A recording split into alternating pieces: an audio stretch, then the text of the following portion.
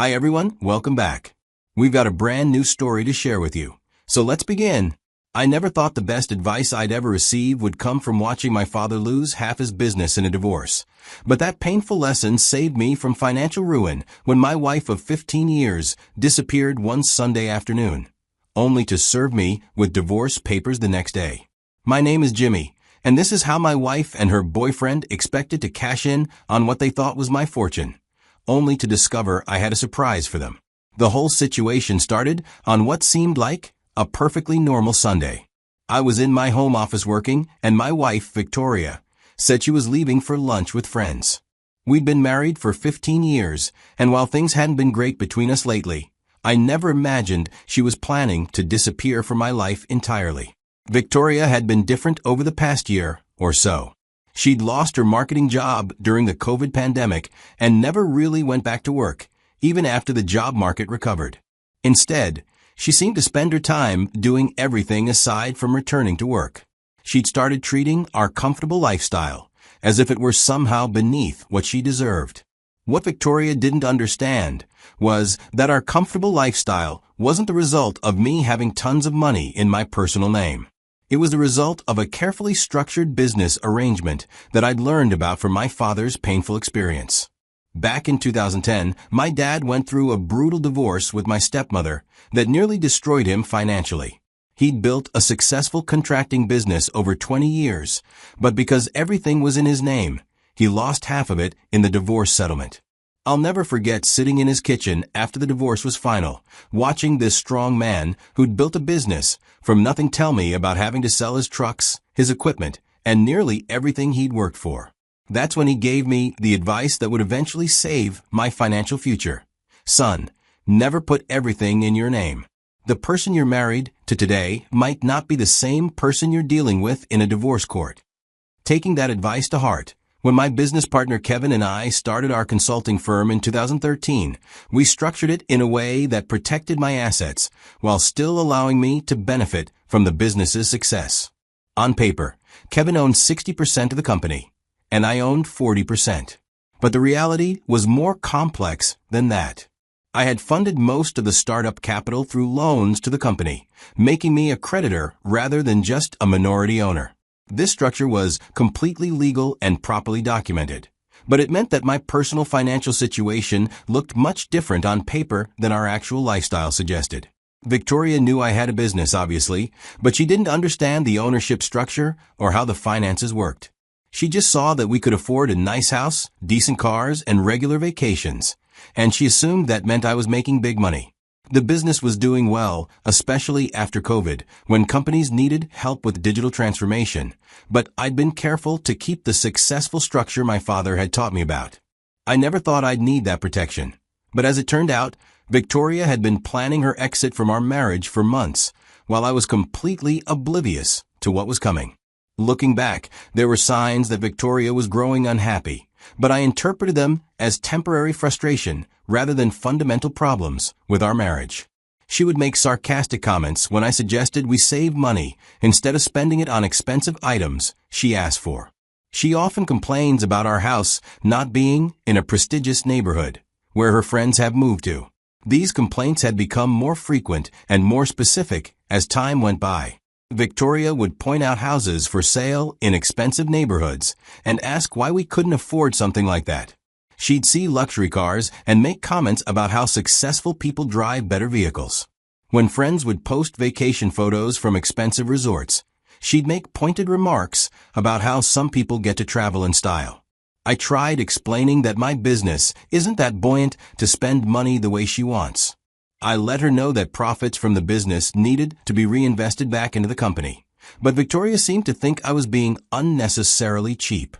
She'd gotten it into her head that I was making much more money than I was actually taking home, and she couldn't understand why we weren't living like millionaires. The truth was that our comfortable lifestyle came from the business paying for certain expenses that benefited both the company and our personal lives. Our house was owned by the business. I had a home office and worked from home sometimes. Our cars were leased through the business as company vehicles. Our vacations often included business networking or conferences that made them partially tax-deductible. This allowed us to live better than my actual personal income would have supported. But it also meant that I didn't personally own most of the assets Victoria thought belonged to us. After our 13th anniversary, Victoria became increasingly distant and critical. She'd spend hours on her phone, always tilting the screen away when I walked by. She started going out with friends more often, usually with people I didn't know well, and when I'd ask, she'd give vague answers and change the subject. At one point, I suggested she update her LinkedIn profile, asking if she'd been networking. She got defensive and said she needed more time to figure out what she wanted to do. Our conversations became increasingly superficial and functional. We'd discuss household logistics, upcoming appointments, or practical matters. When I tried to initiate more meaningful discussions, Victoria would say she was tired or had other things to worry about. The physical intimacy in our marriage had also declined significantly. Victoria always had excuses. I respected her boundaries, but the complete lack of affection was becoming noticeable. We were living like roommates rather than a married couple. Despite all these changes, I never suspected infidelity or that Victoria was planning to leave. I assumed our relationship would improve with time, but I was wrong. On the day she disappeared, she seemed to be in a good mood, which I hadn't seen in months. Victoria spent more time than usual getting ready that day, spending extra time on her makeup and hair. She left around noon, saying she'd probably be back by dinner time. I continued working throughout the afternoon while she was out. Around 7 p.m., I started wondering when Victoria would be home. I sent her a text asking when she would be home. The message showed as delivered, but she didn't respond. By 10 p.m., I was getting concerned, so I called her phone. It went straight to voicemail, which was strange because Victoria always kept her phone charged and rarely let it die completely. I decided to call her friend to see if they were still together or if Victoria had mentioned her plans for the evening. She sounded surprised to hear from me and said she hadn't seen Victoria that day. When I explained that Victoria had said she was meeting her and other friends for lunch, Victoria's best friend became confused and said they hadn't made any plans. This was when I started to really worry. Victoria had lied about where she was going, and now her phone was going to voicemail. I tried calling again from my work phone, but the call went through normally and went straight to voicemail again. I realized Victoria had blocked my number, which was a shock. Why would she block me unless she was deliberately avoiding my calls? I started calling our mutual friends to see if anyone had heard from her. Everyone I called claimed they hadn't heard from Victoria and seemed surprised that I was looking for her. By 12 midnight, I was genuinely panicked. I searched through Victoria's belongings to see if I could find any clues about where she might have gone. That's when I noticed that some of her clothes were missing from her closet, along with her favorite jewelry and some personal items. It looked like she had packed for a trip, but there were still plenty of her belongings in the house. I spent the rest of the night alternating between worry and confusion. Part of me was concerned that something had happened to Victoria, an accident, a medical emergency, or worse. But part of me suspected that her disappearance was intentional, especially given the blocked phone number and the missing belongings. I checked our credit card accounts online, but there hadn't been any unusual activity. I searched through Victoria's social media accounts, but she had changed her privacy settings so I couldn't see her recent posts. Everything seemed designed to cut off my access to information about her whereabouts or activities. Monday morning, I decided I needed to file a missing person report with the police. I went to the station and explained the situation to the desk officer. He took down the basic information, but seemed somewhat skeptical about whether Victoria was actually missing or just choosing not to contact me. The officer asked if we'd been having marital problems, and I admitted that things had been tense recently, but nothing that would explain a disappearance. He explained that adults have the right to leave if they want to, and unless there were signs of foul play, missing person cases involving spouses were often just domestic disputes. Still, he said they'd make some calls to hospitals and check accident reports to see if Victoria had been involved in any incidents. He gave me a case number and told me to call if I heard anything or found additional evidence that something bad had happened to her. I went home feeling somewhat reassured that the police were aware of the situation, but still deeply worried about what had happened to my wife. I tried to focus on work, but I couldn't concentrate on why Victoria would choose to disappear. Around 4 p.m. that Monday, my doorbell rang. I opened it to find a man in a suit holding an envelope. He asked if I was Jimmy, and when I confirmed my identity, he handed me the envelope and said, "You've been served." Then he walked away. Inside the envelope were divorce papers, along with a personal letter from Victoria. The divorce filing listed irreconcilable differences as grounds and requested spousal support, division of assets, and attorney fees. Victoria's letter was brief. "Don't look for me. I need to start over. This marriage is over. Please don't try to contact me or find me. My attorney will handle everything." I was staring at these documents, trying to process what had just happened. Victoria hadn't just disappeared. She had planned this entire scenario. She'd filed for divorce while still living in our house and pretending everything was normal. She'd lied about where she was going on Sunday, disappeared deliberately, and now was demanding money from me through her attorney. The relief that Victoria was alive and apparently safe was mixed with shock at the calculated nature of what she'd done. This wasn't a spontaneous decision or emotional breakdown. It was a premeditated plan to end our marriage in the most dramatic and hurtful way possible. Over the next few days, I tried to understand what had led to this situation. I kept replaying conversations and interactions from recent months, looking for clues I might have missed about Victoria's intentions. While I knew we'd been having problems, I never thought they were serious enough to justify this kind of deception and abandonment. A week later, I met with a family law attorney recommended by my business lawyer. The attorney reviewed the divorce papers and asked detailed questions about our marriage, our assets, and our financial situation. She was particularly interested in the business structure, and she immediately understood how it would affect any asset division in the divorce. The attorney recommended that I hire a private investigator to look into Victoria's activities leading up to her disappearance. She explained that if Victoria had been planning the divorce for months, there might be evidence of misconduct that could affect the settlement. She also wanted to understand Victoria's current living situation and financial resources. I hired a private investigator who specialized in domestic cases. The investigator was thorough and professional as she began her investigation immediately. Within 2 weeks, she had uncovered that my wife had been having an affair with another man for at least 6 months before she filed for divorce. The investigator managed to get evidence of these two together. The evidence showed that Victoria had been living a double life while still married to me. She'd been meeting her new man regularly. Most shocking of all, Victoria had moved in with him immediately after leaving her house. From the whole situation, it's apparent that they have been planning her exit strategy together. This information was painful, but also helped me understand what had really been happening in my marriage. Victoria hadn't left because of sudden unhappiness or depression. She'd been planning to leave me. The timing of her departure was calculated to maximize her legal position while minimizing any consequences for her affair. Armed with this evidence, my lawyer prepared our defense strategy.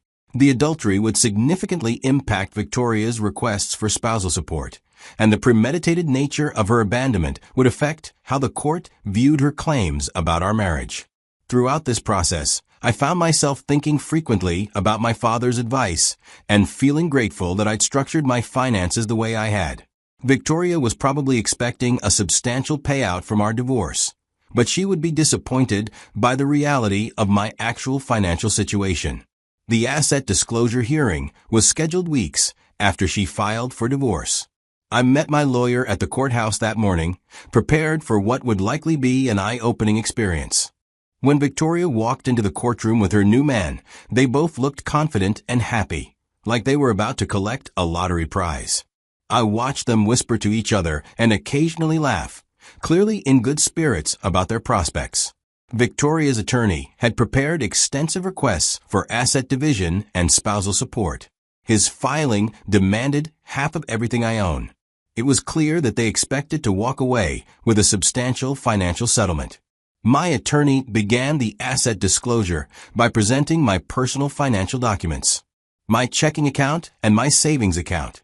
I own my 2019 Honda Civic outright, along with some personal items. The business ownership structure showed that I never owned any percentage of the consulting firm in my name. As my lawyer presented these numbers, I watched Victoria's expression change from confident expectation to confused concern. She was looking at her lawyer with questions in their eyes. Her lawyer stood up and argued that the numbers couldn't be accurate. He claimed that I must be hiding assets through the business structure and demanded additional documentation to prove where the money was actually located. He pointed out that our lifestyle during the marriage suggested much higher personal assets than what was being disclosed. My lawyer was prepared for this challenge. She presented all the documentation showing that I didn't own more than what I am presenting. Everything was legal documented and had been properly reported to the IRS for years. The judge reviewed all the documentation carefully while Victoria sat in increasingly uncomfortable silence. Victoria kept whispering frantically to her lawyer, clearly unable to understand how I could be broke on paper while we'd lived comfortably during our marriage. When the judge asked my wife's lawyer if he had evidence that assets were being hidden, he admitted that he didn't, but maintained that the lifestyle during marriage suggested more assets should exist. My lawyer calmly explained how business expenses and the ownership structure had subsidized our lifestyle. The discussion then turned to the house, which my wife's lawyer requested be awarded entirely to Victoria. The business owned the house, and it wasn't part of my assets to share. However, my wife needed to be settled, but my lawyer presented evidence of her adultery and argued that her misconduct should affect any asset division. The judge agreed and ruled that Victoria was entitled to a far lesser percentage of what she should have received otherwise. Victoria's attorney requested a brief recess to discuss options with his client. When they returned, they accepted the settlement offer. The final settlement was far from what Victoria had expected. The judge denied spousal support due to the evidence of her adultery and Victoria's ability to work. After the hearing, I felt a mixture of relief and sadness. Relief that my father's advice had protected me from financial ruin, but sadness that my marriage had ended in such deception and greed. Victoria had thrown away 15 years together for what she thought would be easy money, only to discover that the money she'd counted on didn't actually exist. The business structure that had seemed complicated and unnecessary had proven to be exactly the protection my father had warned me I might need. By keeping the majority of assets in the business and maintaining proper documentation, I had avoided the financial destruction that could have resulted from Victoria's calculated departure. In the months since the divorce was finalized, I've had time to reflect on what went wrong and what I learned from the experience. Victoria's affair and abandonment were painful, but they also revealed her true character in a way that nothing else could have. She was willing to deceive me for months, lie to my face daily, and then disappear without explanation, all for money that didn't actually exist. Looking back, I'm grateful that my father shared his painful experience with me and taught me how to protect myself from someone else's greed and poor choices. The business structure wasn't created because I didn't trust Victoria. It was created because I understood that people can change, and the person you marry might not be the same person you face in a divorce court. Victoria's disappearance and subsequent legal demands proved that my father's advice was worth following. She had counted on getting half of what she assumed were substantial assets, but she discovered too late that assumptions about other people's money are often wrong. The experience taught me that protecting yourself financially isn't about being suspicious or greedy. It's about being realistic about human nature and the way relationships can change over time. Sometimes the people we trust most are the ones who are planning to take advantage of us, and having legal protections in place isn't paranoia. It's just good planning. Most importantly, I learned that my father's bitter divorce experience, as painful as it was to witness, had given me a gift that saved my financial future. Sometimes the most valuable lessons come from other people's mistakes, and being willing to learn from those lessons can make all the difference when you face similar challenges in your own life.